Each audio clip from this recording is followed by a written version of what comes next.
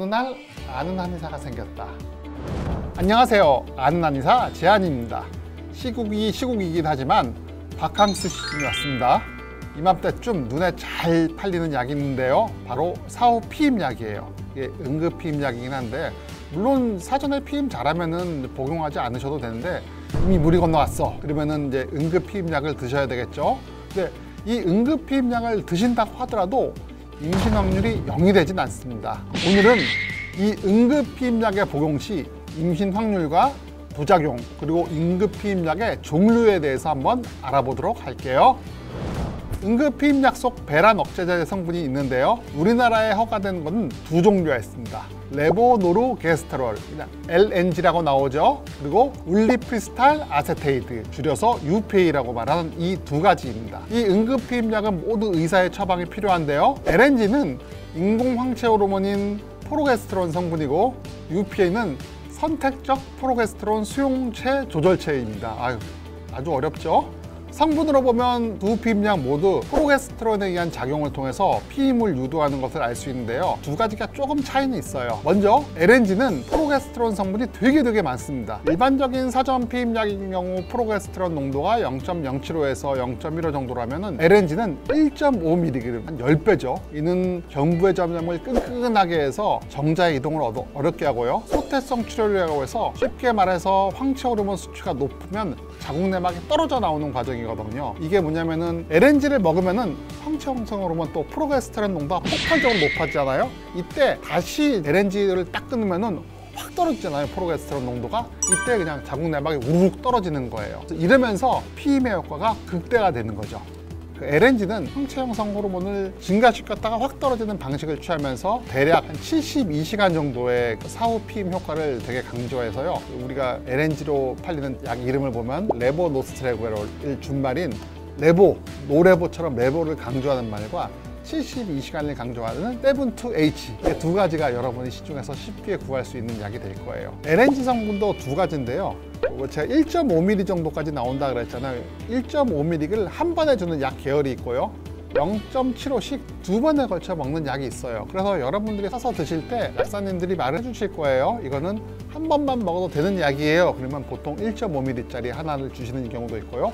두 번 먹어도 되는 약이에요 라고 말하면 0.75짜리를 두 번에 걸쳐서 먹게 됩니다. 보통 이제 뭐 한 번 먹으면 너무 속이 안 좋아요, 구역감이 심해요, 이럴 경우엔 두 번, 그렇지 않고 뭐 호르몬에 대한 이런 반응성이 괜찮다 이런 분들은 한 번씩 먹는 경우 좋고요. 잘 생각하셔야 돼요. 72시간 이내에만 효과가 있어요. 특히 LNG에 관한 여러 가지 논문이 나와 있는데요. 대부분의 논문 결과는 피임 성공률이 60에서 95% 정도가 되고요. 24시간 이내면 높고 그 이하 72시간 넘어가면은 효과가 좀 떨어진다고 알려져 있으니까 최대한 빨리 드시길 권유드려요. 아시겠죠?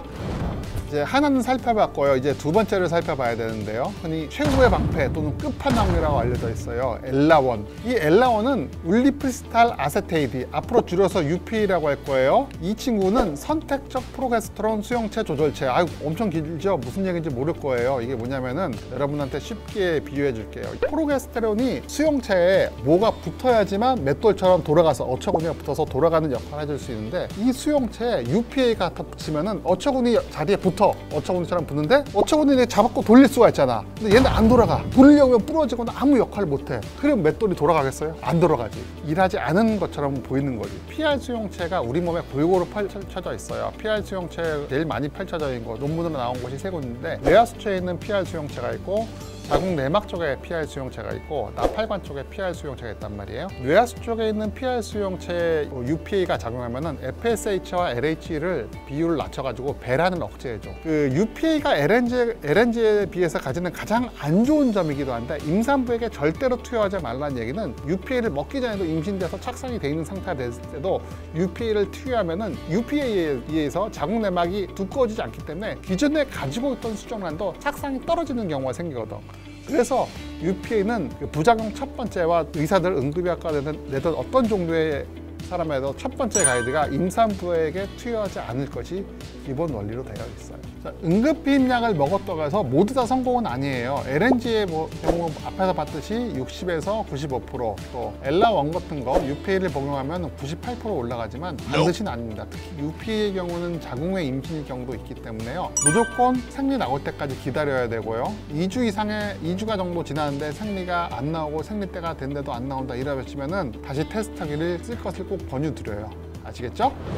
사후피임약 최후의 방패이긴 하지만 너무 자주 복용하시면 곤란해요. 가이드에 말씀드렸듯이 1년에 4회 이하 정도만 복용하는 것이 좋고요. 제일 좋은 건 역시 사전피임, 콘돔을 사용하는 게 제일 좋겠죠. 아시겠죠? 건강한 바캉스 잘 보내시고요. 다음에 또 봬요. 구독과 좋아요도 눌러주시고요.